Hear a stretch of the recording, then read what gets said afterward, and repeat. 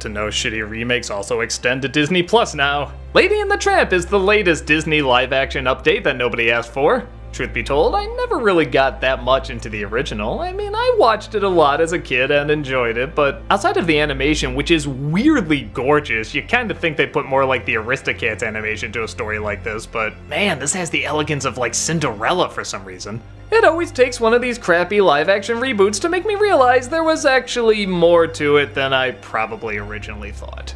The story is exactly the same. There's a little dog named Lady, and she comes across this stray who is called the Tramp. Their owners are having a baby, which confuses her, and it's all about her adapting and seeing this different lifestyle of living with a baby, but then going away from that lifestyle and living with the Tramp on the street, and all the different points of views. Only this time around, there's a big difference. Nothing is likable.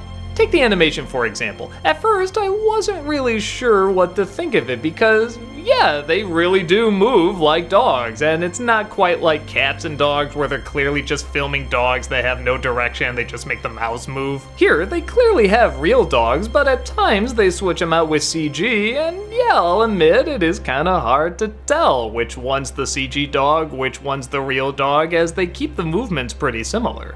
At first I thought that was kinda clever, but the more I watched it and during the emotional moments they're trying to talk and their heads are still kinda jerking around and they're looking everywhere, and yeah, it's like a dog, but it gets in the way of the heavier moments that are supposed to be going on. Take this scene for example, where we see the Tramp abandoned. It's a sad scene. The owner throws a bone and then gets back in the car and drives off, but look at him. He licks his mouth before he gives this sad look, and all I'm thinking to myself is, would an emotional, heartbroken dog do that? I'm sure just the real dog did that, and they're like, oh, keep it in because it's like a real dog, but it's kind of like the live-action Lion King. They're going for more realism of the animal than realism of the character, and there is a balance, and they're not striking it right. By far the biggest issue though is that everything that happens in this movie seems to have no weight. Most of the scenes done in the movie are done like in the last movie, usually in the same order. There's a little change here or there, but it's pretty much the same thing. But in the original, when something was said, a character really had to take it in. When they're told that Trusty can't smell, it's like a big deal. What? No, they gasp, they're shocked, and they're like, don't tell him, it would break his heart, and they have these sad faces. It's really a big thing.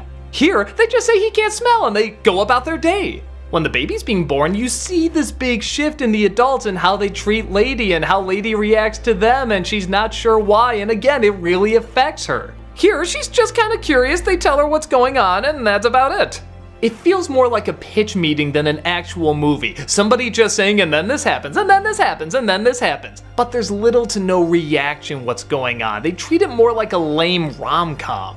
And yeah, it's weird that these live-action remakes make me realize it, but Lady and the Tramp was more than just a lame rom-com. There was this elegance to it. There was this beauty, there was this sophistication, there was this respect for the characters and the music and the scenes. I guess I should talk a little about the casting in this movie. As you probably pick up really quickly, most of the people in this are people of color. Top of my head, I can remember seeing one white guy in the early 20th century.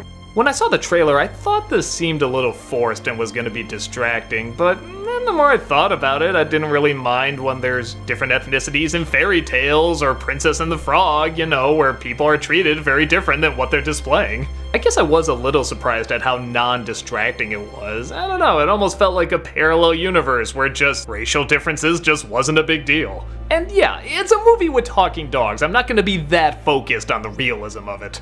Of course, it is a little funny that they take out the Siamese cat song. They don't even have Siamese cats in there. You know, you could have left them the same, just change the voices. Oh, I see, they're not bad enough for House of Mouse, but way too bad here. And they just replaced their song with the most forgettable beat. I can't remember a thing about it. Honestly, a lot of this would matter less if any of the actors were, well, acting.